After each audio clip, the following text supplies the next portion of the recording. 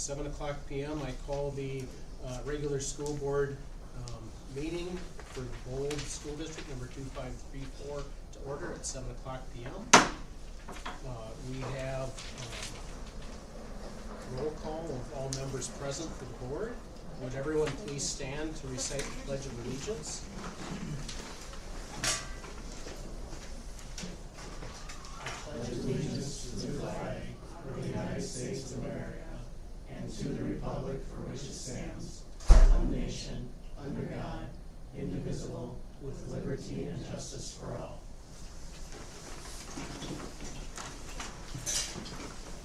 Is there a motion to approve the agenda? I'll second. It's been moved by member Klaus and seconded by member Oseth to approve the agenda as printed and online. Is there any discussion? Any discussion? Any discussion? Okay, hearing no discussion, we'll proceed to vote on approving the agenda. All members in favor say aye. Aye. Opposed? Motion carries. Okay, let's move on to part 4, recognition of visitors to the board meeting. For those online, thank you for participating tonight, and we have 4 individuals in the room as well tonight, so thank you for attending. Our next item on the agenda is welcome, acceptance of office, and oath of office of elected board member Brad Rederath. Brad, welcome. Thanks for being part of the board. I need you to do a public acceptance of the office, so if you could recite the text under the acceptance of office. I, Brad Rederath, hereby accept the office of school board member of Independent School District number 2534 for a term beginning November 25th, 2024 and expiring the first Monday in January 2027. Okay, would you please recite the oath of office text? I swear, affirm, that I will support the Constitution of the United States and this state, and that I will discharge faithfully the duties of the office of school board member of Independent School District number 2534 to the best of my judgment and ability. Thank you. Welcome to the board. All right. Let's move on to our public forum, section 6. Is there anyone present tonight that wishes to speak? Anyone present tonight wishing to speak? Anyone present tonight wishing to speak? Okay, we will close our public forum section and move on to section 7. That's our consent items and an action. So under that, we're going to be approving the bills for payment, which would be the enclosures A1 through A4 in the packet, our minutes from our November 25th, 2024 Truth and Taxation hearing, as well as the November 25th, 2024 regular school board meeting, and the personnel, which would be approving the leave of absence dates for Skylar Rederath. So, is there a motion on the consent items? I'll make a motion. Sandy, you did. Is there a second? Okay. So it's been moved by member Benson and seconded by member Sheehan to approve the consent items. Brad, I assume you know about abstaining. Okay. So, with that, is there any discussion on the consent items? I just got one question on the bills. I was going through these. Lutheran College, we paid $590 for like a $500 grant. What was it's a Dorian Festival? What was that? That's the choir goes down there for the in the winter for a big music festival they have. Oh, It's orchestra, choir, and band. okay. They've done that for a while. Yeah. Okay, just that's all I have. Any other questions on the consent items? Any other discussion or questions? Okay, with that, we'll proceed to vote. All members in favor of the consent items say aye. Aye. Any members opposing? Any members abstaining? So one member abstaining, member Rederath. Okay. So consent items pass as printed in the packet and online. So with that, we will move on to our reports, and the first would be our superintendent report with Jim. All right, thank you. Well, the first thing I want to do, I'm gonna try to find where I'm starting in this huge text of. First, I want to thank Brian Bowen. This is gonna be his last meeting with us. So, Brian, you've been on the board since long before I was here. I did 4 years and then I took 2 years off and then I did another 4 years. Okay, so not that long before I was here. But you were here when I first got hired here, so you never know at that point. I just assumed. But it's been a pleasure getting to know you over these years, and I think maybe we owe him a round of applause for his service. It's a good thing. It's a good place. I think you guys are, our school's in a good place. We've got good teachers and we've got good leaders. Sure. Well, thank you. All right. Starting off with the building projects over in Bird Island. I hope you've gotten over to take a look at the new floor over there. It looks fantastic. There's a few things they're still working on down there. There's always some things that didn't quite go to plan. So they're doing their best to get some things fixed there. The curtain wasn't. The far back curtain wasn't cut to the right length, and so they're fixing that. It was hung kind of wonky, so one of the legs doesn't fully open because I don't know how they didn't notice the big conduit going through where the pulleys go, but it happened. So they're getting that fixed, yeah, it looks great over there. So we're pretty pleased. We're waiting for some permits over here or over there, and getting ready to go. Over here in Olivia, we've got. If you take a look at the pool, we've got some pictures on here. That huge corner that was falling off that you could like reach your whole arm into. That's been fixed. They're nearly done with the other side. After they're done with that, we'll move on to a bunch of the interior stuff. We've got the pool draining. Tracy said it's down 15,000 gallons, maybe? Probably more than by now. Okay. Yeah. So I haven't looked at it in about 2 hours, so. to give a little perspective, it was when I got here. I met with Denny today at about 10 or 9, and he said it was down about 5,000 gallons. So it takes a little while for it's 200 and some thousand gallon pool. So, we'll get working on there. They've started. They've got the trees all removed, and they've started laying out where the building is going to be. They're going to be putting fencing up here pretty quick. They did, yeah. And is it up there now? Most of it is. Okay. Last time I looked, I didn't see it. So. Well, I pulled up at 5 and I couldn't park there because. Okay. Yeah. Yeah, and they're going to be putting some no parking pylons on the south side of Pine Street for the time being. Let's see what else we got. They're still waiting on getting a permit, as far as I have heard.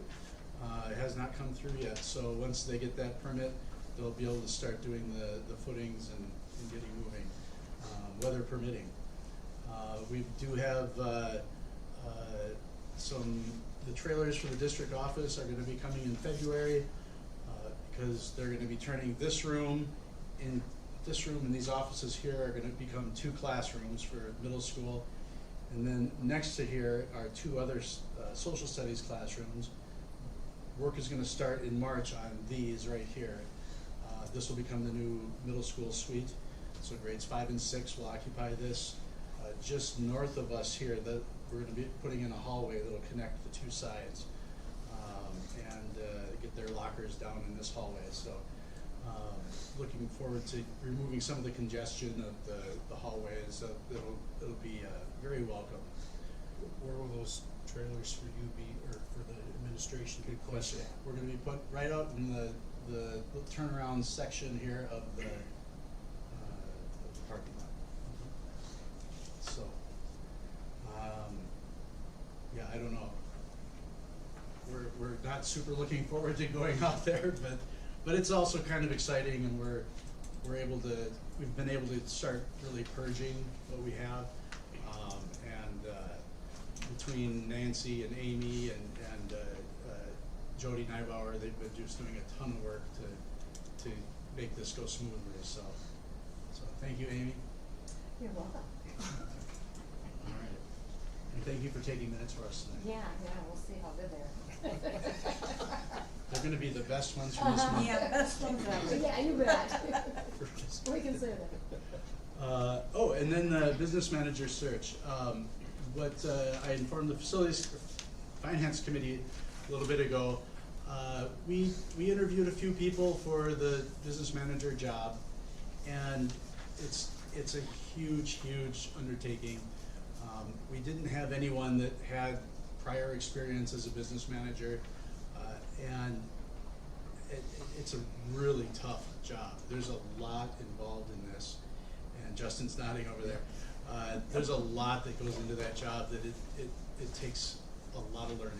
And so I've decided we're gonna keep with the service co-op. We've been getting a ton of help from Christine Schmidt and Nicole Veith. Christine she's one of these people that knows everybody in the state. Everyone in the state knows Christine. And so we've been so lucky to have her going. Nicole is gonna actually be taking on the role of our business manager. And you'll see, I did add one thing to the agenda at the end that I'm asking you to approve her as a signer for doing some of the banking for us. And she's in the co-op. And she's with the co-op, yep. You know, and this is great because works closely with, and not just Christine, but a whole lot of other people there that have been doing this for a long time. It's an instant support system. She'll have all of her questions answered immediately. And she doesn't live too far away, down in Redwood Falls, so she'll be able to get here no problem. We're going to have her working on site one day a week, and then remotely the other days.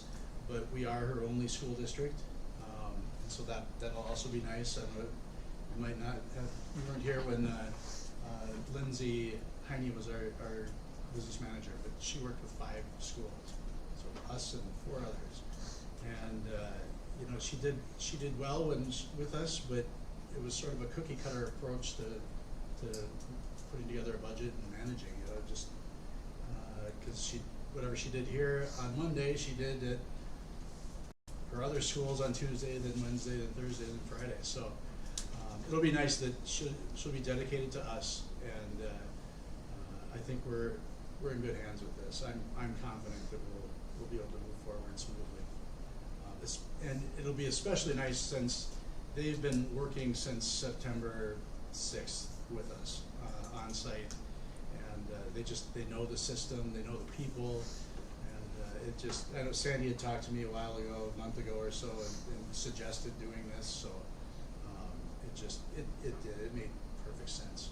So I'd like to say something quick. I just want to thank the co-op, the gals at the co-op, and then Amy and Nancy and Jody for all the help. I mean, the co-op has been such great help for our people here through the process and everything, and I just want to thank all of them for everything they've done.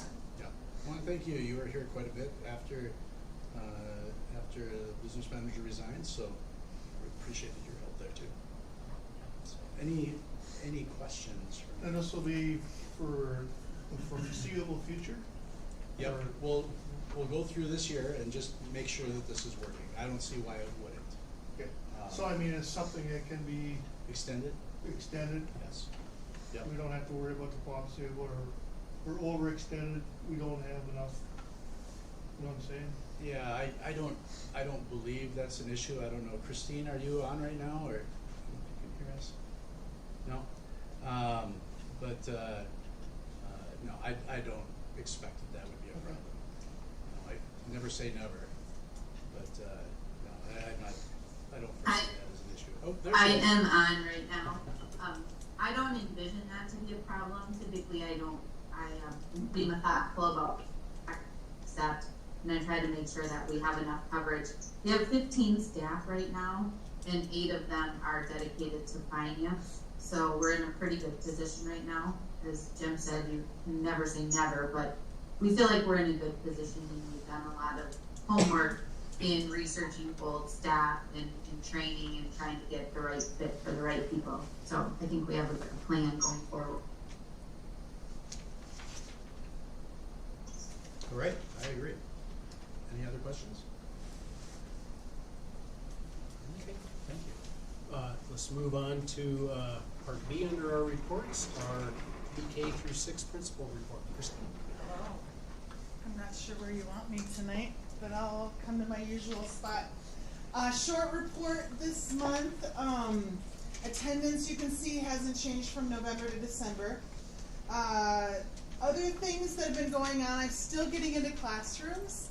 One thing that I didn't put in my report is that I've gone back in and been reading to some of the classrooms, which I really enjoy, so that's been a lot of fun. But seeing students excited and wanting to journal. Okay, I don't know how many of you know how many students actually enjoy writing, but that was really exciting to see. The pairs have been working together to make sure that we've got coverage in all areas. We have some, the PBIS team, I think that's down below. Oh, I'm sorry, I should finish. Title I program, so we have been looking at the data to make sure that we're meeting the needs of the students, and so we're seeing some progress there. We have our family time event for January set. That's going to be January 17th at 2 o'clock in the big gym. PBIS team met. We talked about a few things. We looked at some data. We're making, that should say plan, not play, but we're making a plan to move towards more Tier 1 and Tier 2 interventions and supports for the teachers. Letters training is going well. By June, the teachers will have completed the first half of letters, so 1 year to go, so that's really good. The feedback that I'm hearing has been really positive, and so that's a win. And then our dress-up days, so hat today, tomorrow, I don't remember what tomorrow is, but this is our last week of our dress-up days, so we're enjoying that. So, questions for me? Christmassy, as some people like to say. Merry Christmassy. Yes. Yes, if you saw the post. I did too. Christmassy. Yeah, so questions for me? I have a quick question. Yeah. I'm sure the whole board knows what a Tier 1 and Tier 2 definition are, but maybe Yes. you could enlighten us. Okay, so Tier 1 means all students. It means every student is getting whatever that is. So typically that's viewed as like the classroom content. But there are also Tier 1 interventions. So that means that if the data shows us that a Tier 1 intervention is warranted, that means the whole class is getting that intervention. A Tier 2 intervention just simply means some of the students. So some of the students are receiving the intervention, others are not. So maybe could you describe a little bit like what Yeah. a Tier 1 intervention might look like? Yeah, so I mean it can range from anything really. If phonics is needed, it could be a phonics intervention for the whole group. If it's reading fluency, it might be a paired reading, so you might have 2 students paired up together reading, but it's all the students doing it at the same time pretty much. Whereas a Tier 2 intervention, they might be pulled out. They might not be pulled out. It could be the classroom teacher performing that intervention. It might be the Title I staff performing that intervention. There is one more tier, Tier 3. That just means intensive. So it's either 1 adult with 2 children, 1 adult with 1 child. So those are the interventions, and it doesn't mean special ed, but those are the interventions where we're really trying to target that skill and get those gaps closed. Does that help? Okay, good. Thank you. Any questions? All right, well, Perfect. move on. Thank you. So let's move on to C, our 7 to 12 principal report. So, Missy? I don't want to stand and talk about ratings.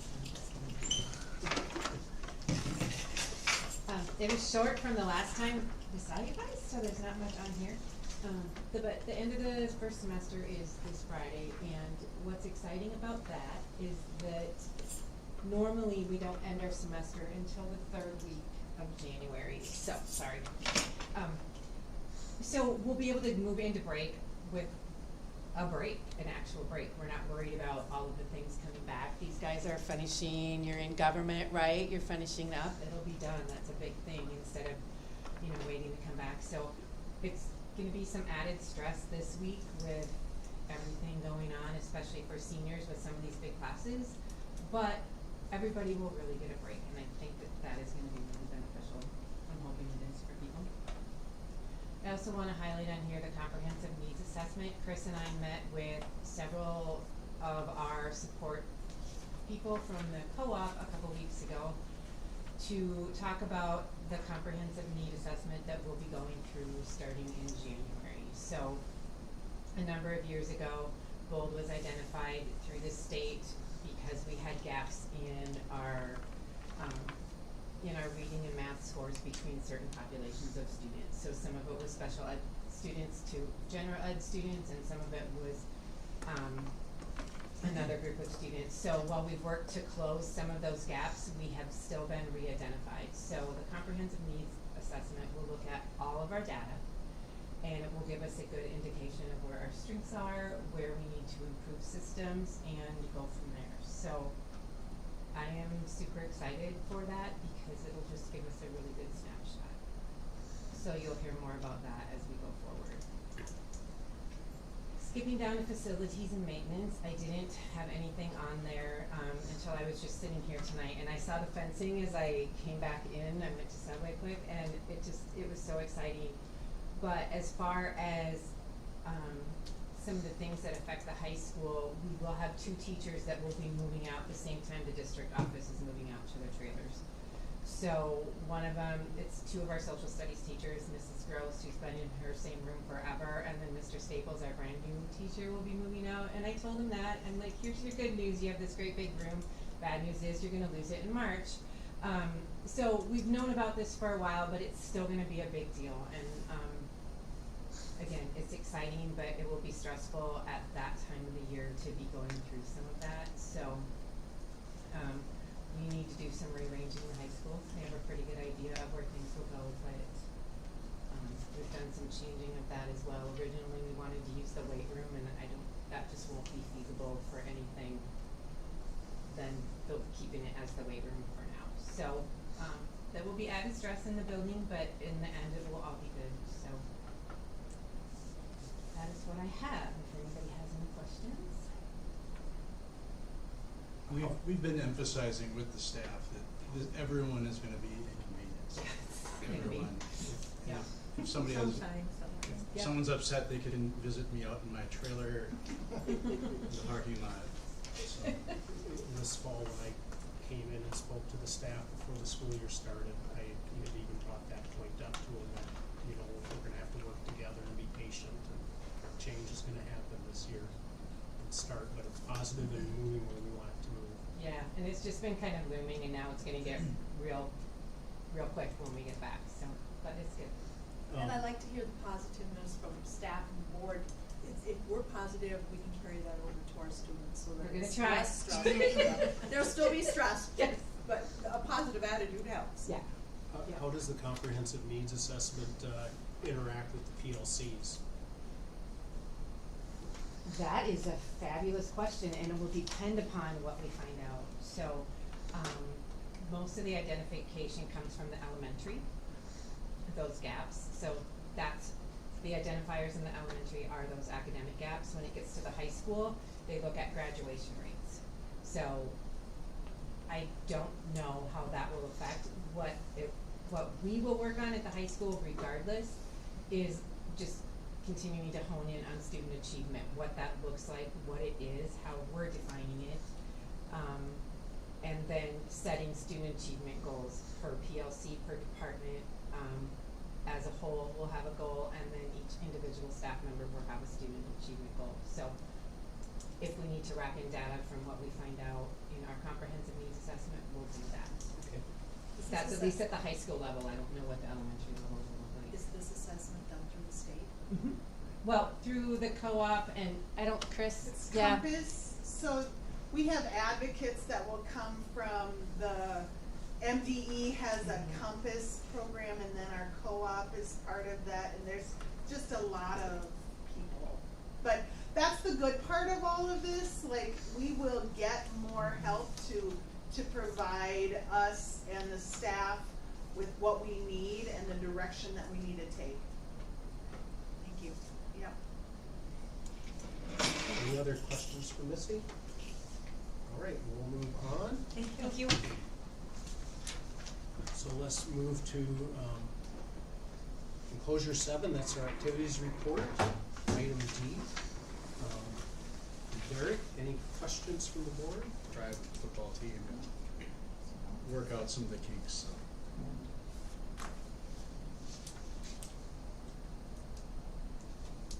Any other questions around the activities report? So if you have any specific questions around the survey, feel free to contact Derek. But it's a good snapshot to see what is being asked of the kids and the feedback and how Derek's working to improve the athletic and activities programs in the district. So each coach will do this for themselves and also they send them out and they give them back then? I don't know Each if they'll be coach one? going out from the coaches themselves or if they'll be coming out of the activities office. I understood it came out of the activities That's- office. So him as a coach, isn't that conflict of interest, him getting them all back?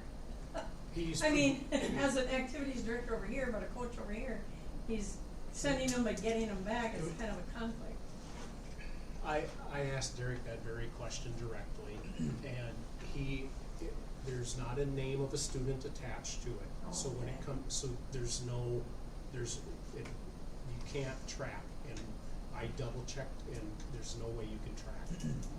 So yes, there's confidentiality within that. And so, also, full results, Jim has seen them, I've seen them as well. He provided them to me when I asked, so there's, the transparency's all there.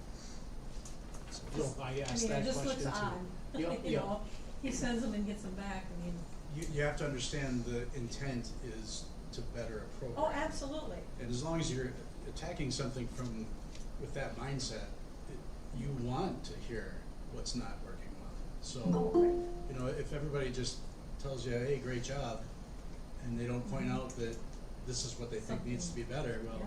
they're not helping. So, Right, and Derek gets that. right. Well, I think each coach would get it too, though, going forward, right? Mhm. When you're involved in your basketball, they're going to get the same responses. They'll get everything back. Yep, and my So they understanding. can make their changes or do whatever differently or. Yeah, my understanding was Derek would sit down with the individual coaches, right, that, or activities supervisor, you know, not necessarily having to be athletics, activities, Right. and work with them and provide them the feedback. No, good question, Sandy. Any other questions by anyone? Okay, let's move on to our community ed report. So that is item E under reports, enclosure 8. Any questions on the community ed? Any questions? I like to see that they're doing some new things and trying out some new things here. Okay, any other comments or questions? Again, Derek's always available, phone call or email. Okay, let's move on to our pool report, that's enclosure 9. We have Tracy here tonight in the room. Do you wanna bring up anything on the pool report for the month? Since I wrote that, which was over a week ago, we had, of course, you just heard, started draining the pool. We had a bit of a temperature issue towards the end of the week, but we put the kids in anyway, and they seemed to survive. Our pool temp was down to 72 by Friday, which is pretty chilly. Not to say that we didn't survive, but it was pretty chilly. And then I had a training this weekend, and she was 3 shades of blue, purple, and pink by the time she finished. How But far down did it get? 72. Over the weekend it was, I put the tarps down Friday night, and I couldn't. I thought maybe I'd get a degree or two by Saturday. No, the air temp had gotten warmer, but not the pool. And now we're draining it, so. But that should now get resolved with what's gonna happen over the next few months Yes, with the closure. so after talking to Nicole, and Jim can fill you in as well, I asked to bump up the boiler on the schedule, and she said she can do that. Because we've been down to one boiler, and it's been finicky, if you will, up and down, up and down. So we'll be back to 2. We also just ordered tarps today, which will help because the ones we have, we've been only using sparingly, like on weekends when we've been gone for a long period of time. And so with fresh new tarps, we'll be able to put them up and down on a regular basis like they're intended to be used. We did finish 5th and 6th grade in 74 and 72 degree water, and we did it, so. And we had excellent results. Jen Yonke is very impressed with what she's seen from the kids from last year who are now in year 2, 6th graders, and the 5th graders.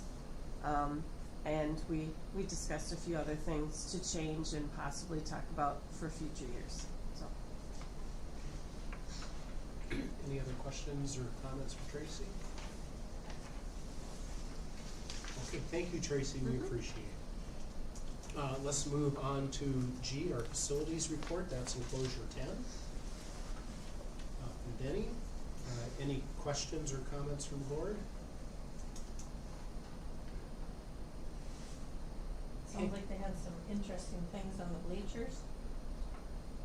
New bleacher training in Bird Island, Olivia, he says interesting. I don't know what he meant by that, and I didn't think to ask. I know that it takes his whole staff right now to move the bleachers. So that's probably what he is alluding to. So they're a lot of work. And when I say moving them, I mean like when you take them away from the wall and you shift them out, which we'll do, we'll pull them out once a year for the musical. And maybe do something else with them, but that's gonna be, it's not gonna be something we're doing every day. Looks like you're still looking for some whiteys there too, Yep. janitorial. Yep.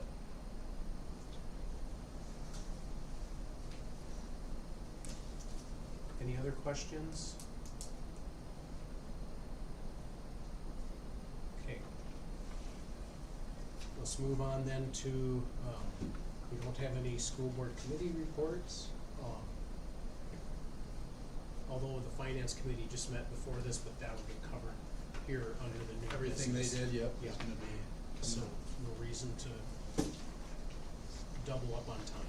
So with that, let's move into our new business, and we will start with the 2023 through 2024 fiscal year audit presentation by Conway Duth and Schmeezing, specifically Justin McGraw.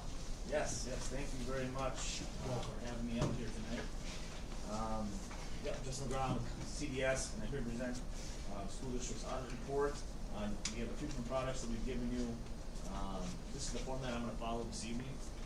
It's just the highlights, summation of your audited financial statements themselves, and we call them manager letter, but really it's a letter from us as auditors to you as board members to let you know how the audit went.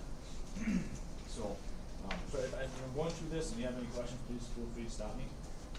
Otherwise, if you're looking through this in your free time, the audited financial statements are a great place to start. There's a lot of detail in there. It's a very big report.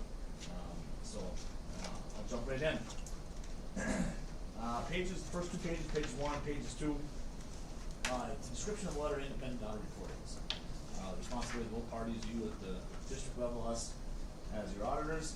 And it describes the intent of our audit, which is determined if the financial statements are presented fairly, and the standards that we follow to make that conclusion. And right there on page 1, in big bold letters near the top, in our opinion, your functions are presented fairly and can be relied upon for gauging performance of the school district as well as for future decision-making purposes. So, if you don't take anything else away from my presentation, that's the one thing I hope you remember tonight. On page 3, we jump into the numbers and start with the statement of net positions, the overall balance sheet of the school district, if you will. It encompasses all operations, all activities, all funds, all rolled up at one point in time, that point in time being June 30th, 2024. When we look at it compared to June 30th, 2023, you can see where some of the changes happened in the district balances in that 1 year period. Starting at the top, current non-capital assets. These would be items like your cash balances, accounts receivable, prepaid items, amounts owed to the district from other governments, state government, other school districts.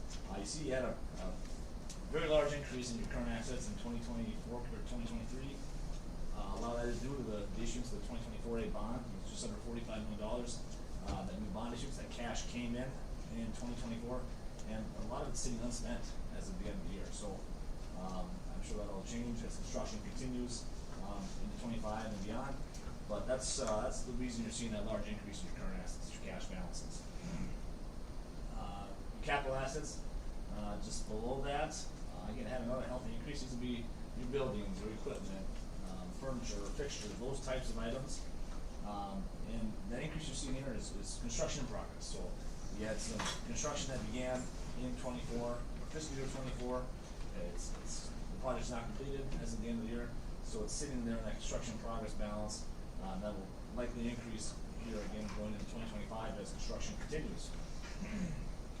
Looking at the bottom half on the liability side, your current liabilities, these would be kind of your routine bills. So you think your utilities, salaries, wages payable, those types of items. One that also is included in there is contracts payable. So contracts payable is amounts owed for work that has been completed but not yet paid for. And that's what we're seeing, that increase there from this construction activity that happened in 2024, was left unpaid at the end of June 30th, is driving that increase in your current liabilities. Then your long-term liabilities, these are items like your debt balances, your pension liability. The big increase there is those new bonds that you issued. So it's just under $45 million that were issued in 2024. That's driving up your long-term liability balances. And then overall, your net position on the very bottom there, if you paid off all your debts of the district and you sold off all your assets, this is what you would have left over. You have that unrestricted net position balance. First of all, you did have an increase in your overall net position, which is great to see. And that did impact your unrestricted net position. It's negative because of that pension, that large pension liability the district carries related to both Public Employee Retirement Association and the Teachers Retirement Association. You are required to recognize a portion of that as a liability in your financial statements, and that's what's driving your negative unrestricted fund balance. And that, again, this is all activities that the school district participates in. On page 4, we'll look at the individual funds in the school district, starting with the general fund. The general fund is the main operating fund of the school district, and this is the fund balance at the end of the year, not only in 24, but the prior 3 years or 4 years. So you can see what some of those trends have been. You did have some increases in 2024. Your restricted fund balances did increase. Some of the areas we saw that, we get safe schools, revenues, long-term facility maintenance are what driving those increases you're seeing in your restricted fund balance.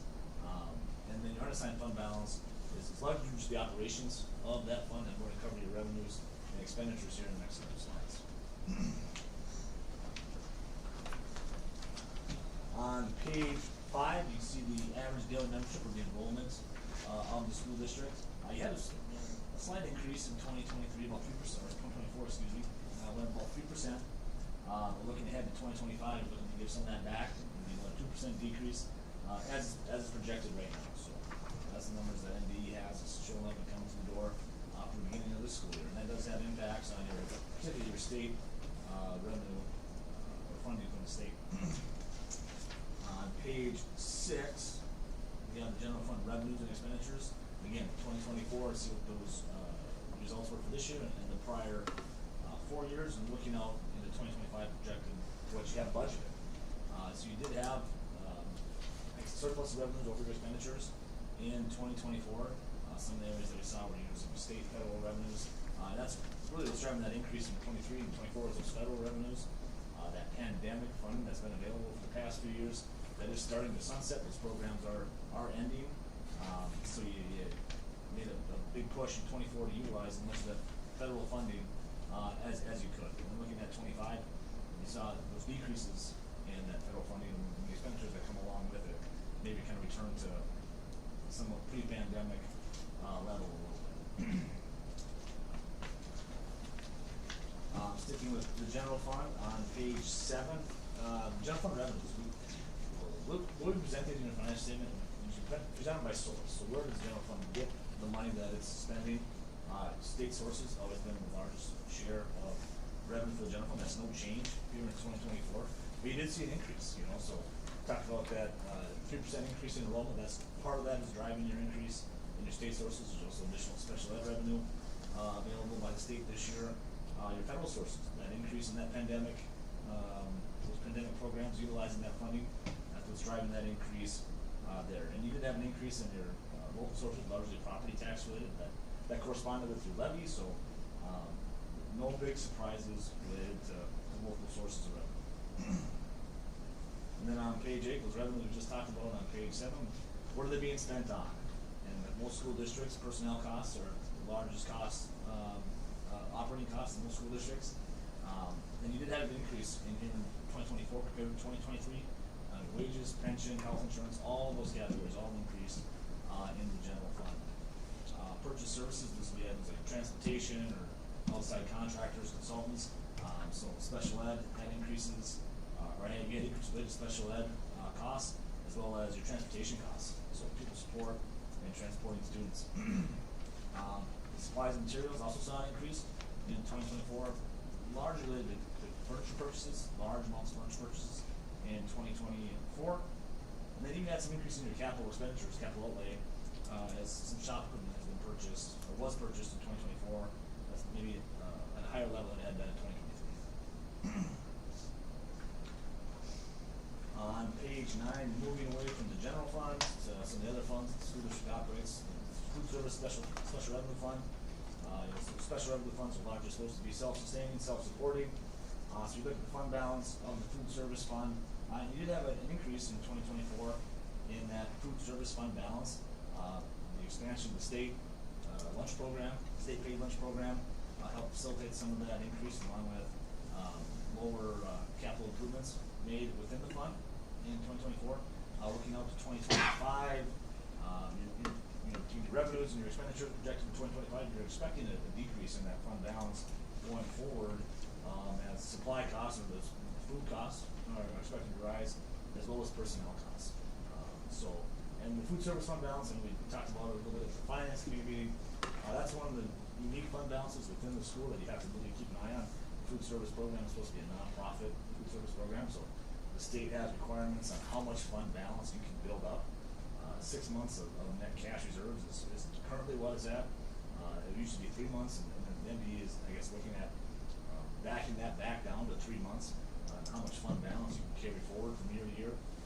With the spend down here, I think you'll see, if that comes to fruition in 2025, you should have plenty of cushion in that 6-month temporary window or temporary exemption to the 3-month net cash reserve balance.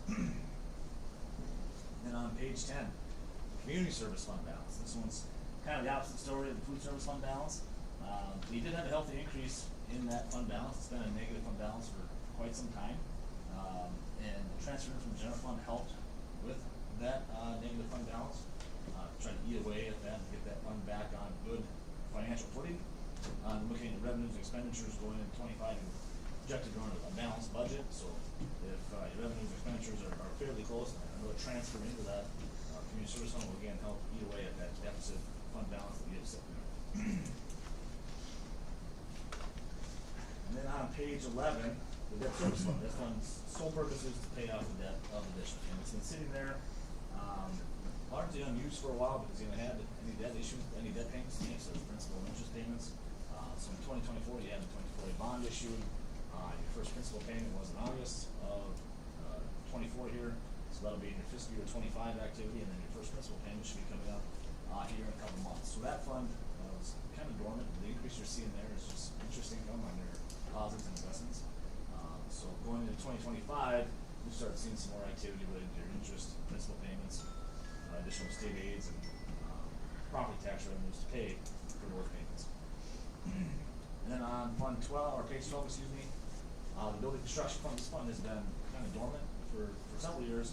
So they had those large projects, and usually those capital project funds, the whole purpose is to capture all that activity related to large capital projects. Well, now you have some projects going on, so that bond issuance, all the bond proceeds that you received for the 2024 A bond are all sitting in that building construction. So as this project goes through its life cycle, you continue to see those fund balances slowly decrease as construction continues, costs are incurred and paid until you get to the end. Hopefully, that building construction fund can be closed until you have another large project to pay for. And that's all the numbers I was going to cover tonight. So, in addition to auditing the balances of the school district, we also audit compliance. There's a few different rule-making bodies that the school district has to be in compliance with. One of them being the state of Minnesota. So, Minnesota legal compliance with state statutes. So these would be things like conflicts of interest or contracts and bidding, depository public funds, issuance of debt, just to name a few. We're happy to report we came across no issues of non-compliance that we felt rose to the level of a finding. I did a few recommendations toward the end of my presentation, but other than that, no issues with Minnesota legal compliance. Government auditing standards. So we look at internal control. All financial information flows through the school district, maybe from the time a bill shows up in the mail to the time a check goes out in the mail. And we have two items that if you've heard me present before, you've probably heard me talk about these. One of them being limited segregation of duties, and the other being auditor financial statements. So with the limited segregation duties, with a smaller office staff, it can be very difficult to segregate every part of that financial reporting process from the person that is recording an expenditure, to the person that's cutting the check for that expenditure, to the person that has custody of the assets or a signer on your bank account. So I like to use this as an opportunity to kind of remind you all at the board level, you're another set of eyes in that process. Like you get the claims listing, and something that seems unusual, ask that question. You get the answers from the team here. It's also just a good practice to make sure that everybody knows somebody's looking at it and somebody's checking it. And then auditor financial statements. So everything in this document is derived from your financial records. We did put it in that format, so we disclose that to you as well. And the last compliance item I have is it's called a single audit, or it's an audit on the district's use of federal funds. So with all the federal programs, especially these newer pandemic-related funding programs, the district has had a single audit for the past few years. Again, we came across no issues of non-compliance with the district's use of those funds within those specific federal programs. So that's probably one that maybe doesn't get enough attention because there's a lot of money floating around from the federal government to expand this programming or fund this programming. There are new programs that had experience before, so making sure that those funds were spent for their intended purpose is really a heavy lift for a lot of school districts, and you guys did it. So congrats to your team here. And then the management letter that we also issued, it kind of gives you a chance for us to let you know how the audit went. Any changes in your accounting practices, any disagreements we have with your team, and we come in here and we ask a lot from your team here. We're asking questions about stuff that happened a year ago, 18 months ago. But it's not just your team here. We also ask a lot from your vendors, your banks, county, state. So everybody was really helpful in getting us to the point where we're at tonight where we can deliver our audit reports. So we're very thankful for that. And we do have a few recommendations that we make. If we see something that we feel could be a best practice for the school district. And I had a few authorized signers. There's a prior employees of the district are still sitting on your bank accounts as authorized signers. So the good practice is once that person leaves employment with the school district or leaves the board, to update those signer cards so that they no longer have access to sign checks on the district's accounts. Bills paid in a timely manner. So the timely payment of bills, state statute has for local governments that meet like once a month like you guys do, you have 35 days to pay it. So if you don't pay that bill within 35 days, you have to pay a finance charge. And we came across a few issues of late payment of bills where finance charges were being applied to the school district. You were paying the finance charges, but one thing to keep in mind there is you got 35 days. By the time that bill comes in, get it out the door. So Contracting and bidding. So, contracting bidding. This one relates to, the use of the cooperative purchasing venture, excuse me. The cooperative purchasing venture is an online website run by the state, where all local governments can check the price of supplies, materials, equipment, against maybe a quote they're getting from, another vendor. And one of the laws the state has is anything over $25,000, or expected to be over $25,000, you have to consider the availability on this cooperative purchasing venture. So we came across a couple issues of that not being done. You are members of that cooperative purchasing venture, so what we would recommend is if you're coming across, maybe you're gonna buy a vehicle or a large piece of equipment, go to that website, search for it, and either just print out the results that you get from your search, or if it says there's returning results, just print that off, throw it in the file with your other quotes or bids, that way you can document your use of the cooperative purchasing venture. The next one I had is a fraud reporting policy. So this one comes up from time to time. You know, when we've probably spoken to some of you at the board level, but we've talked to people at the board level, the administration level, and the employee level on some of the risks they feel the district may face related to fraud. And one of the questions we typically ask is that if you suspected fraud was going on within the school district, what do you do? And sometimes the answers you get are, tell the superintendent, tell the business manager, tell my supervisor, or I don't really know what I should do. So, one way to combat that is to implement a fraud reporting policy, so that you can give it to every single employee of the school district and say, if you suspect fraud is going on, here's what you should do. And then once you do that, here's the process we're gonna follow. So, we provided an example policy to the district, so you can tweak it and edit it to fit your situation, your roles and responsibilities. But it's a great tool to have, so everybody knows, if I see something, I can say something, and here's what I do. And then credit card purchases. So you have a credit card policy from the school district that basically every purchase you make using a credit card, an individual makes using a credit card, has to be backed by supporting documentation, like an original receipt. We came across a few issues for credit card purchases that didn't have any supporting documentation. So it's tough to determine if that was a legitimate purchase by the school district or not without any documentation. So you have the policy in place. I just really recommend ensure that it's being implemented and being followed. And the last one I have for you is journal entry approval. So if staff here are making journal entries to adjust the school district's balances, whether it be assets, liabilities, revenues, expenses, a good practice, and really the best practice, is to have the person preparing and making that entry be separate from the person approving that entry. So you have two sets of eyes in that process, whether it be due to fraud or error, mistakes do happen. So it's always good to have a second set of eyes on that. And annotating that approval in your accounting software. Yes, Justin made the entry, Jim approved the entry, so you have that audit trail to go back. So that's the one recommendation I have in journal entries. And that's the last one I'm gonna make tonight, so. I don't wanna take up too much of your time, I'm sure you all got more on your agenda here, but on the last page is my contact information, so if you're looking through some of this stuff, in your free time, and questions do come up, please feel free to call, email, or if you're ever in Litchfield, stop by our office, so. Any questions now? I got a quick question here. The bills that weren't paid in a timely manner, are the totals in this? They are not. They are not. I think it was a copy. You rent that copy, right? Maybe. I can provide you with bills that we came across. Yeah, that would be interesting to see how many and how much we paid. I bet you Amy probably knows. Or. Oh. I can send you what we found. Yeah, I would like to see that, how much we ended up paying. Any other questions for Justin? Okay, Justin, thank you for the presentation, we appreciate it. Absolutely, thanks for having us out here again. If you need anything else, just let us know. Okay, thank you. All right, we will move on to item B under new business. That would be to approve the 2023 through 2024 fiscal year audit report. That'd be enclosures 11 and 12 in your packet and online. Please note before we make the motion on this that in enclosure 11 on page 1, there is a typo. Greg Peppel should be listed as clerk and Brad Osseth should be listed as director. Those names were transposed. So that's a correction before we move to, take the, motion.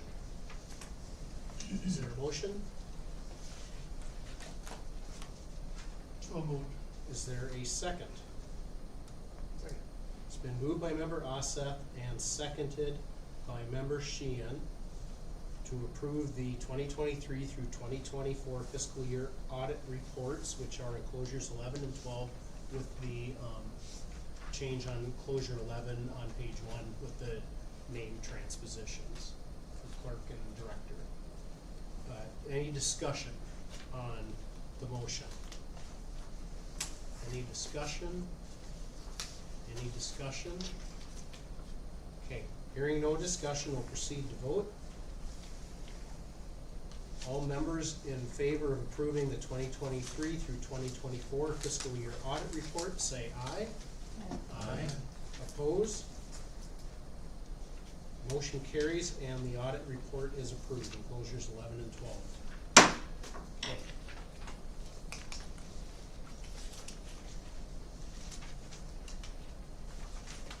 Let's move on to item C under new business, and that would be to approve the 2024 through 2025 budget publication. That's enclosure number 13 in our packet. Is there a motion? So moved. Is there a second? I'll second. It's been moved by member Bowen and seconded by member Klaus to approve enclosure 13 in the packet. That's the 2024 through 2025 budget publication. Is there any discussion? Any discussion? Any discussion on the budget publication? Okay. Hearing no discussion or questions, we will proceed to vote on enclosure 13 and approving the 2024 through 2025 budget publication. All members in favor say aye. Aye. Oppose? Motion carries and we've approved the 2024 through 25 budget publication. All right, let's move on to item 14, or I'm sorry, enclosure 14, not item 14.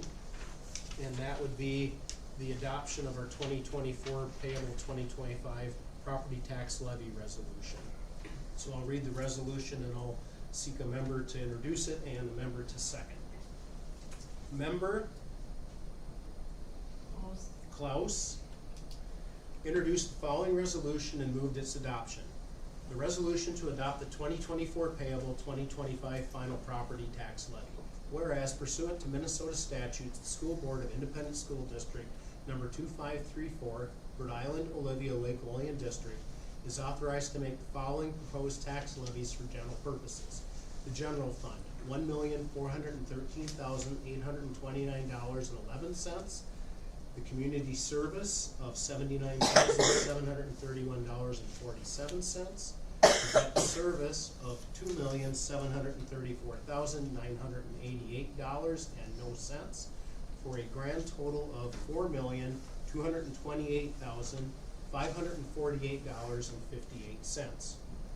Now therefore be it resolved by the School Board of Independent School District number 2534, Rhode Island, Olivia, Lake Olean District, that the levy to be levied in 2024 to be collected in 2025 is set at $4,228,548.58.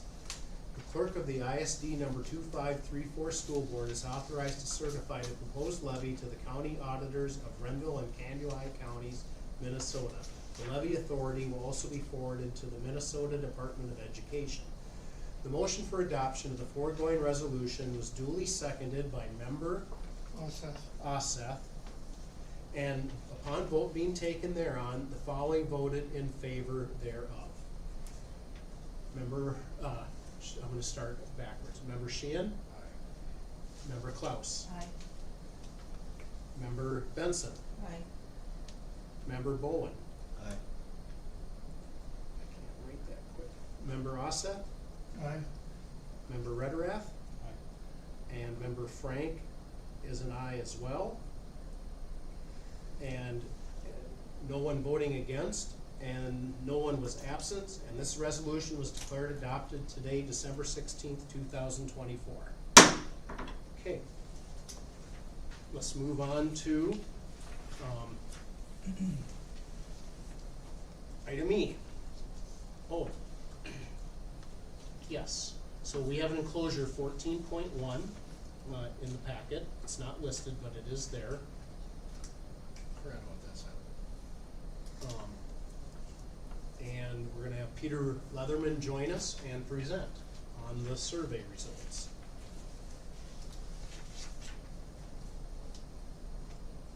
So give us a second to pull that up.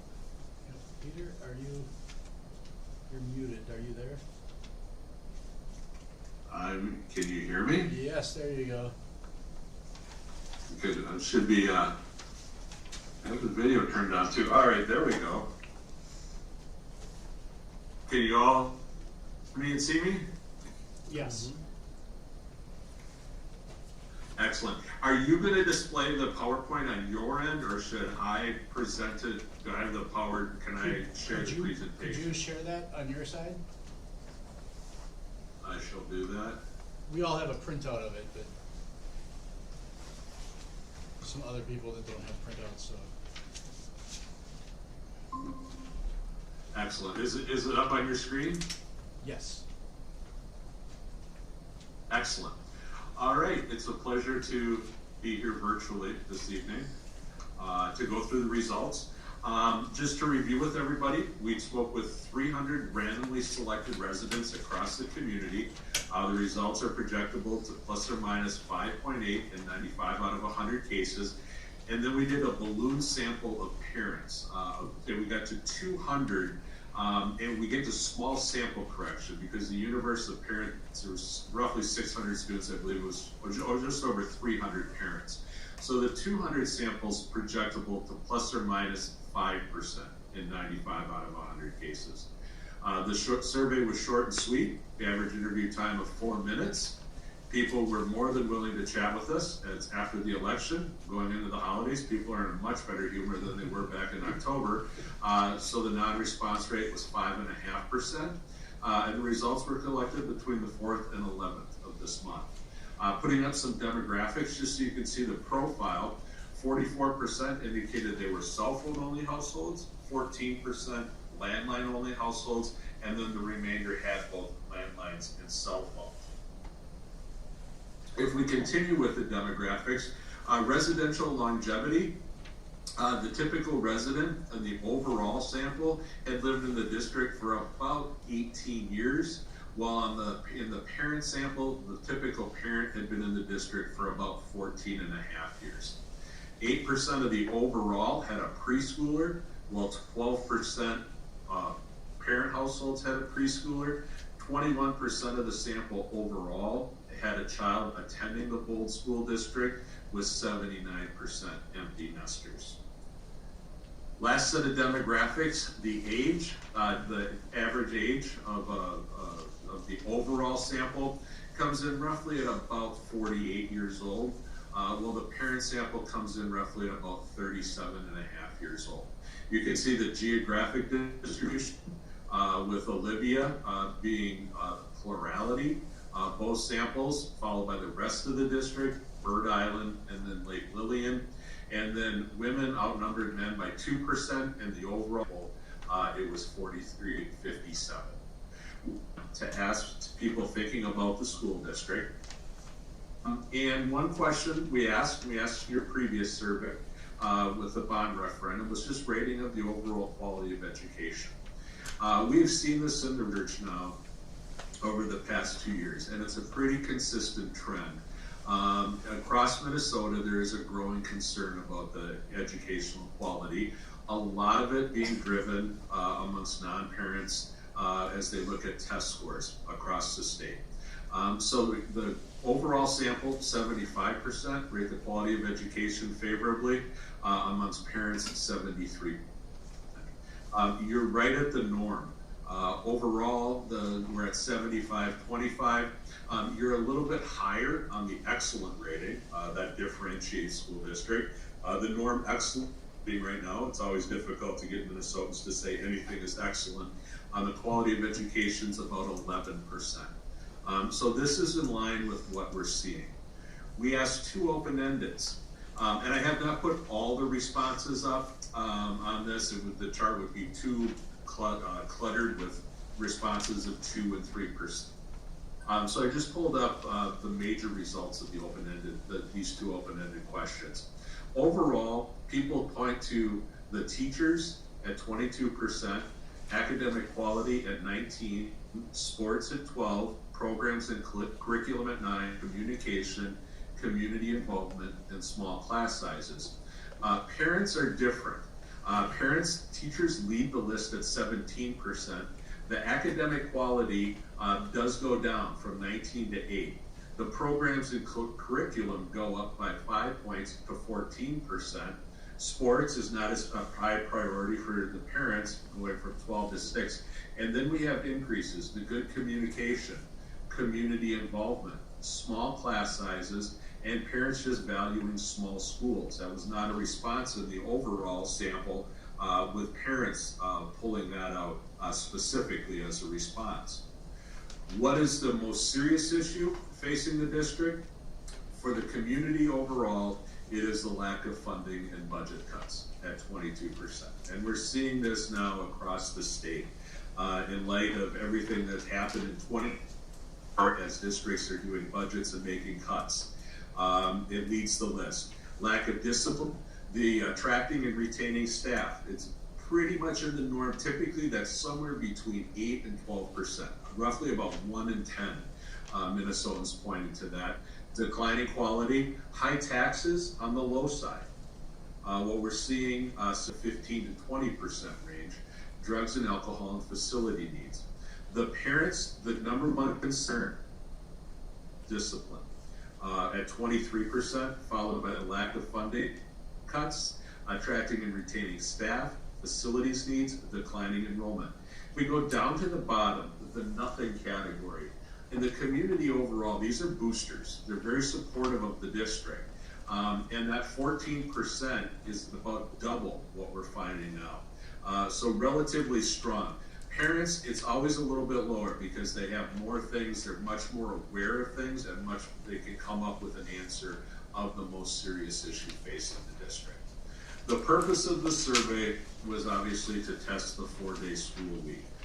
And I would just define this issue as not ripe in the community. Overall, 39% would support, 48% oppose, and 12% are unsure. If we look at intensity, it's equal. Strong support versus strong opposition, 14 and 15%. Amongst parents, it's a bit more divided. It's at 50% to 49%. Similarly, about half the parents feel strongly. It evenly divides amongst strong support and strong opposition, 24 to 23. Now, we followed up and asked the reasons for support or opposition. The first chart looks at the reasons for support. Both come in at 12% above it would save the district money. Overall in the community, they talked about improving mental health at 11%, 9% pointed to more time for family activities and the ability to retain and attract staff, and 2% thought it would improve learning. For parents, the most popular reason for support was it will allow more time for family and activities, save the district money, and then the parents believed it would improve in learning, and just overall it would be good for kids and staff at 9%. What are the reasons for opposition? Both of them, both had the same concern, and it is hurting academic learning at 15% each. 13% of the overall sample and 10% of parents talked about daycare issues or kids being home alone. 10% of the community thought the days would be too long. 9% of parents thought it would be disruptive to the routine. And 4 and 5% each just did not see the need for the change. We asked 3 specific items and asked, does hearing this argument make you much more likely, somewhat more likely, or does it make no difference in your support for the change? The one that led the list, and these are tepid movements, is that, I'll read this exact phrasing. Studies have shown improved student attendance, mental health, and discipline. 55% of the overall and 68% of parents said, yes, that might make me more likely to support. They improved the retention and recruitment of teachers and other staff, 58% and 69%. And then the financial cost savings, it was financial cost savings from lower utilities, transportation, and food costs, 53 and 66%. You can see parents definitely, though, at 55% say it makes them much more likely. Now, I ran a crosstab in the data that support and those that oppose, and then their answer to saying that this is much more or somewhat more likely. The argument, it moves about 15%, is the financial cost savings piece. The retention and recruitment and the studies showing improved student attendance and mental health and discipline really the potential for financial cost savings would be the effective argument. Now, we did ask one question on the perception, because we know that like I mentioned on the quality of education rating and the drop, there is a concern about the quality and academic learning. And so we asked folks, do you think changing to a 4-day would improve or hurt student achievement? Overall, 41% thought it would improve, while 46% thought it would hurt. Amongst parents, it was 47 to 43. We had 13 and 11% say they were unsure. But this is the defining variable in whether they chose to support or oppose the potential policy change. If we look at the crosstabs, if they said they oppose change, it is about 95% of those folks indicated that they thought that it would hurt student achievement. And that is the overarching concern on policy change. This probably would have been very different before the pandemic, and folks when the quality of education was rated at 85 or 90%. But they think that, you know, when I say the issue's not right, there's not enough, I think, conversation and understanding of the purpose for it, the potential benefits of it, and an understanding that it would not hurt the student achievement and how it would be implemented. And then one final question we asked, since we were doing a parent sample, and we asked this question of those that had preschoolers or elementary school children. We asked, the question was, if the school district were to offer a child care option to parents, how likely would you be to use it for your children? We had 33% say very likely, 29% somewhat likely, and 34% not too likely. So we have 61% indicating that there's a possibility of likelihood. Now, the typical, you know, there's a big difference when you go from intention to behavior. The devil will be in the details. How much does it cost? What are the hours? All of those sorts of aspects come into play. So what I typically advise clients is you take the very likely and discount it by 50%, and the somewhat likely by 25%. If we do that, it comes in roughly just under 25% would be a realistic number, realizing it might go higher or it could go lower depending on some of the specifics and how it fits in to the individual family's needs at the time. So I will stop the share, and I'd be happy to answer any questions you have. Any questions for Peter from the board?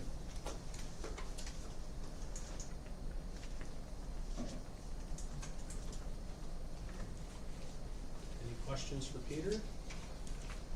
Okay, going I last. rendered everybody speak. Peter, I'm impressed you did that. Any questions for Peter? Okay. So basically your outlook here then is pretty much even either way. Am I getting that correctly? Yeah, Yeah, it's pretty much even, it's an even, it tips overall in the community against the policy, and amongst the parents, I mean, it's a statistical tie.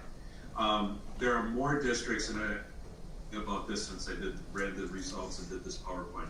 I know there are districts that have already switched their conversation in Minnesota about doing this. We always multiple statewide, you know, that we pay for, and then I share with education from School Boards Association, Superintendents Association, and we're going to do one in January, and that I'll be sharing with organizations at the very first part. So, and I am going to include a few questions on this issue because I think that this is a growing discussion, and tapping into the perception. Because we told folks, you know, it's going from 5 to 4 days, but the days are going to be longer, so they're not going to lose of student learning. But this link and this concern, this overall concern on quality of education, how much is it driving?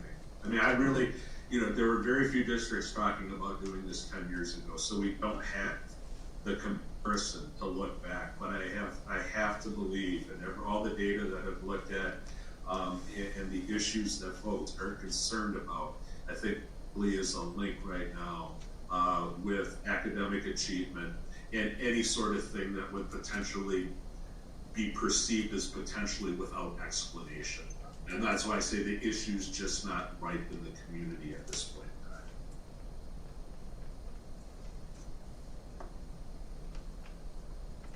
Are you finding that similar with other districts that you surveyed? Our results? The overall concerns, yes, there's not a district, if I'm doing a survey in Pequot Lakes or Edina, there's no difference right now. I mean, the concern is widespread, and the link in the data, it really goes back to test scores. And I know there are districts that argue, and I understand the arguments, like I've shared with those districts. You know, it really, if test scores are dismissed, districts have to offer other options for assessment. You just can't say these don't count. Yeah, and so it doesn't matter if you're the Gold Coast of Hennepin County, where you are. It is a Minnesota concern right now.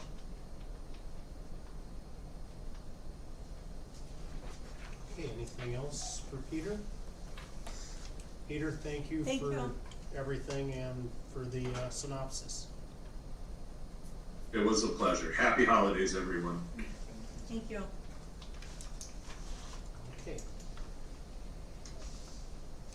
So part of the discussion is next steps. So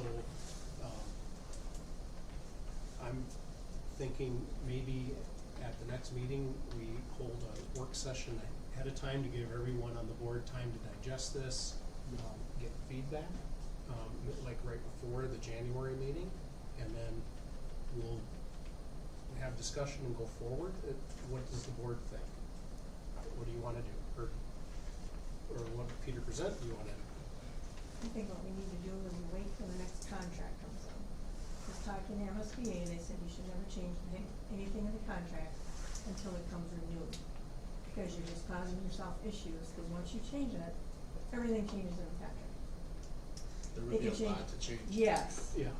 So your best bet is to stay with the contract you have, and then we can talk about it, but then wait till contracts renew, so we have leverage, or something to work with. Otherwise, we never have anything to go back and forth with.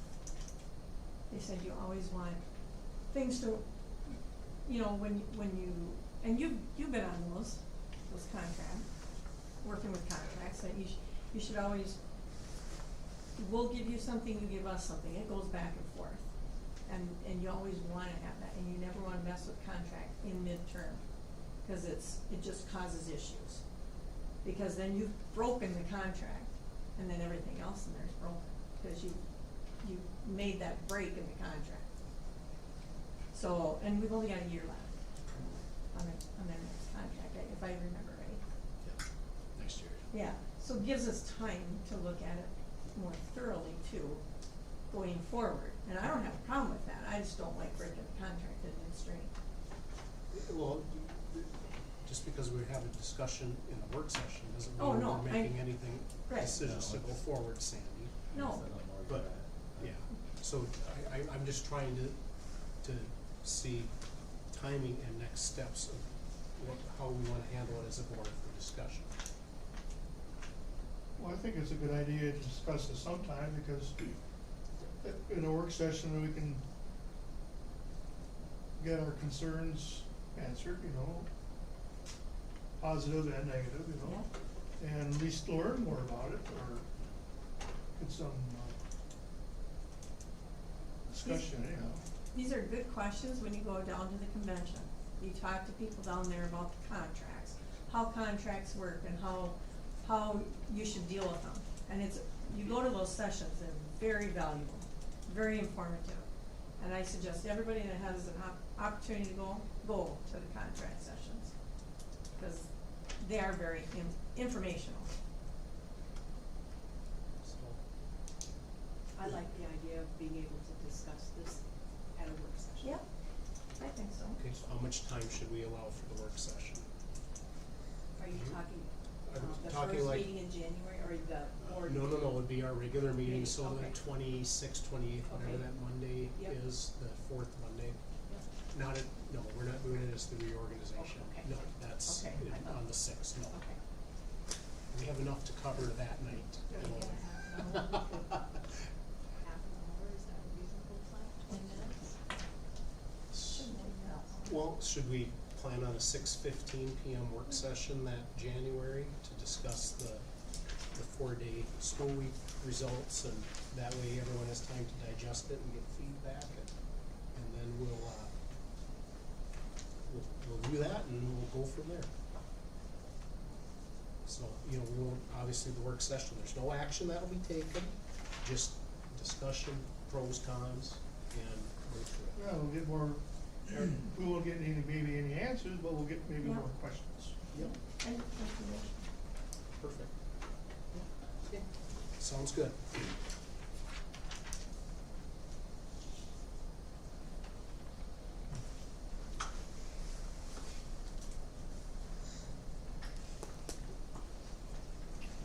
All right, let's then move on to item F. This is our third and final reading of policy 514, bullying prohibition. That's enclosure 15 in our packet and online. Is there a motion? So moved. Second. It's been moved by member Oseth and seconded by member Bowen to approve policy 514, bullying prohibition, as in the packet and published online. Is there any discussion? Any discussion? Any discussion? Okay, hearing no discussion, we'll proceed to vote on approving the policy 514, bullying prohibition. All members in favor of approving, say aye. Aye. Opposed? Motion carries and policy 514 is approved. Okay, let's move on to item G. That would be our third and final reading of policy 799, food or allergen safety policy, not food, allergen safety policy. And that's enclosure 16 in the packet and online. Is there a motion? So moved, Benson. Is there a second? It's been moved by member Benson and seconded by member Klaus to approve policy 799, allergen safety policy. Is there any discussion? Any discussion?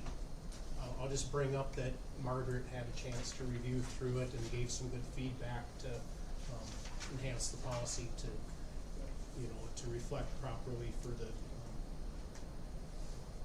cafeteria and food service in the facility. So, any discussion? Any other discussion? Okay, hearing no more discussion, we'll proceed to vote on approving policy 799, allergen safety. All members in favor say aye. Aye. Opposed? Motion carries and policy 799 passes. Okay, we will move on to our third and final reading of policy 903, which is visitors to school district buildings and sites. That's enclosure 17 in the packet and online. Is there a motion? It's been moved by member Bowen. Is there a second? And seconded by member Asseth. Is there any discussion on enclosure 17, the visitors to school district buildings and sites? Any discussion? Any discussion?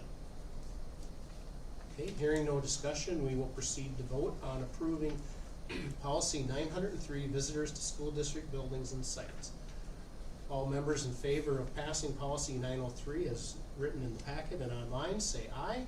Aye. Aye. Opposed? Motion carries and policy 903 passes. Okay, we will now move on to policy 603. That's enclosure 18. This is our third and final reading, and that's curriculum development. So this would be related to a policy we passed last month. Is there a motion? Is there a second? I'll second. It's been moved by member Klaus and seconded by member Benson to approve the final reading of policy 603, curriculum development. Is there any discussion? Any discussion? Any discussion on the policy? Okay, hearing no discussion, we will proceed to vote. All members in favor of approving policy 603, curriculum development, say aye. Aye. Against? Motion carries and policy 603 is adopted. Okay, we will move on to our first and final reading of policy 519, interviews of students by outside agencies. That's enclosure number 19 in the packet and online. Member Bowen makes a motion. Is there a second? It's been moved by member Bowen and seconded by member Sheehan to have a first and final reading of policy 519, interviews of students by outside agencies. You can see the few changes are marked in red on the policy, and this is an existing one, so very minor, essentially an update to the state code reference. So, any discussion? Any discussion? Any discussion? Okay, hearing no discussion, we'll proceed to vote on approving the policy 519, interviews of students by outside agencies. All board members in favor say aye. Aye. Opposed? Motion carries and policy 519 is adopted. Okay, we are now on to enclosure 20. This is our second reading of policy 902, which is use of school district facilities and equipment. So again, the changes are in red on the policy as well as the, red in the policy. So next January, at the end of the month of 2025 is when we would approve this. So any discussion? Any discussion or concerns? Okay. If you do see or know of anything, you can let Brian know. I don't know if he'll respond since his term's coming to an end before we reorganize, but I'm still on the policy committee. And we'll make any changes needed, so. Okay, let's then move on to L under new business. This is our first reading of policy 515. And that is the protection and privacy of pupil records with the form.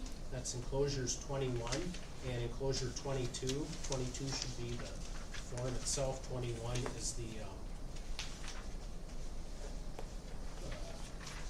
And we might have some wrong numbers on no, that's correct. It's the notice is enclosure 22. So it'd be, yeah, we're on first reading of policy 515. Yep. The protection and privacy of pupil records with the form. So enclosures 21 and 22. So again, this would be essentially approved at the February 2024 meeting, assuming we keep going forward with the second reading of January. Any discussion on on this is the first reading. Any discussion? Okay, again, if you have any questions or see anything, just let Jim or myself know on that. All right, let's move on then to item M. That would be to adopt a resolution to acknowledge and accept gifts, grants, and bequests.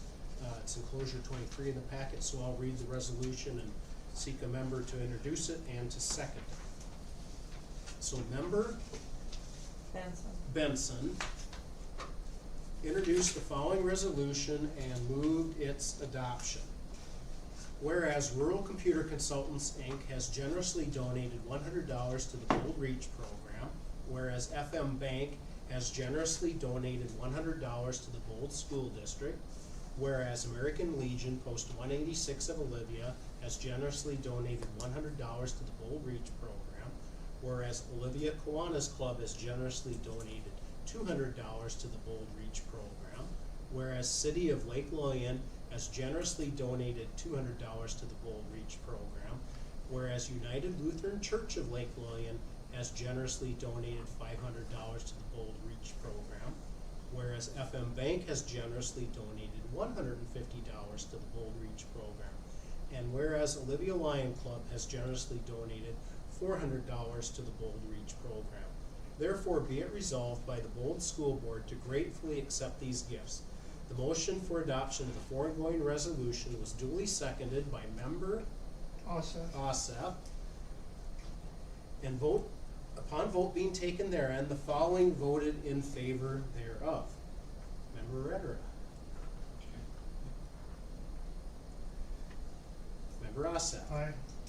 Member Bowen. Aye. Member Benson. Aye. Member Klaus. Aye. Member Sheehan. Aye. And Member Frank, I am an aye as well. And the following voted against the same is none. And no members are absent. This foregoing resolution was approved the 16th day of December 2024. Okay, we have one last new business item, and that would be a motion to authorize Nicole Veith. Did I pronounce that correct? Veith? I've been saying Veith.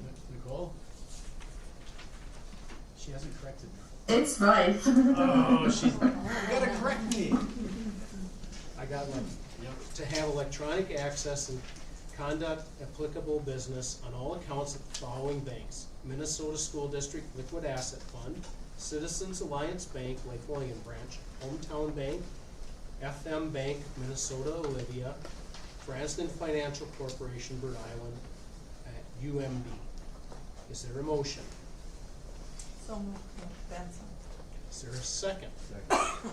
Been moved by member Benson and seconded by member Bowen to approve Nicole Veith to have electronic access and conduct by, now I messed it up. Applicable business in all accounts of the 6 banks listed on the agenda. Is there any discussion? Any discussion?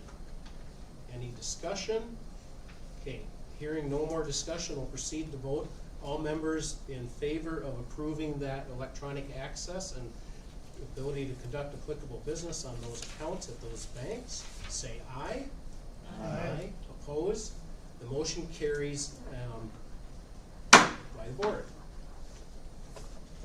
All right, so the upcoming dates, we have the organizational meeting at 7 p.m. here on January 6th in the district office, and then the MSBA conference at the Minneapolis Convention Center on the 16th and 17th. I also know on the 15th that Brad and, no, you would be the only one going through phase 1, right? Yep, so you'll do phase 1 and phase 2, and I think I'm doing phase 3 that day. Is anyone else? On Wednesday. Is anyone else doing anything? Okay, and then our regular meeting on this at 7 p.m. So that will be our last meeting here in the district. Work session at 6:15. Oh yes, we'll add that. So plus the work session at 6:15. Or actually, this might be the last one.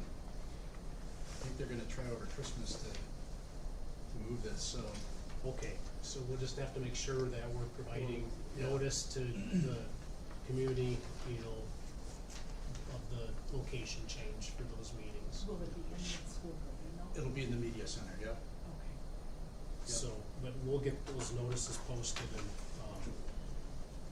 and then that will be also part of our January organizations approving the meeting dates and the location for the regular meetings for the 2025 year as well, so, but that will all be in the media center, so we gotta make note of that. And so work session at 6:15. So we'll confirm where that's at for sure, whether it's the district office or the media center, but most likely the media center. Okay? With that, I would very much entertain Member Bowen to adjourn us, as this is his last meeting. Yeah, so moved. Is there a second? Second. Oh, No, okay, so it's been moved by Member Bowen and a second by Member Klaus to adjourn. Any discussion? Any discussion? We're hereby adjourned at 8:36 p.m. Motion carries. No, wait, all in favor, I should say. All in favor to adjourn? Aye. No one against? Motion carries to adjourn at 8:36, sorry. Brady, go Now, sign. now there's no way I'm gonna remember if it's Go sign. Keith or Mike. It's fine.